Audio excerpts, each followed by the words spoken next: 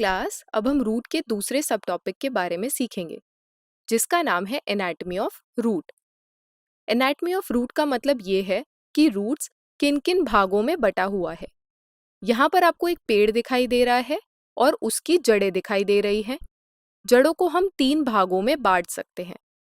सबसे ऊपर वाले भाग को हम कहते हैं रीजन ऑफ मैच्योरेशन, उसके नीचे वाले भाग को हम कहते हैं रीजन ऑफ एलोंगेशन और सबसे निचले वाले भाग को हम कहते हैं region of meristematic activity.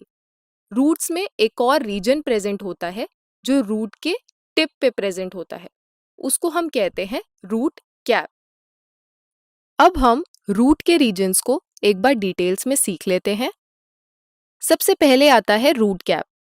Root cap root को किसी भी तरीके की इंजरी से प्रोटेक्ट करता है और वो रूट की टिप पे प्रेजेंट होता है। रूट कैप के जस्ट ऊपर वाले रीजन को हम बोलते हैं रीजन ऑफ मेरिस्टेमेटिक एक्टिविटी। इस रीजन में जो सेल्स प्रेजेंट होते हैं वो थिन वॉल्ड होते हैं, उनमें डेंस साइटोप्लाज्म होता है और वो बहुत ही जल्दी डिवाइड करते हैं।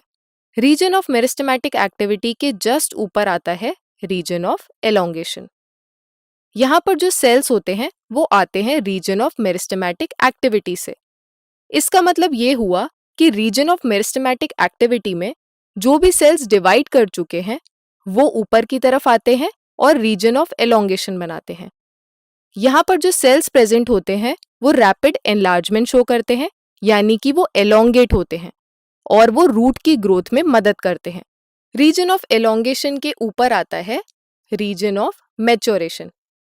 इस रीजन में जो भी सेल्स प्रेजेंट होते हैं वो आते हैं रीजन ऑफ एलोंगेशन से।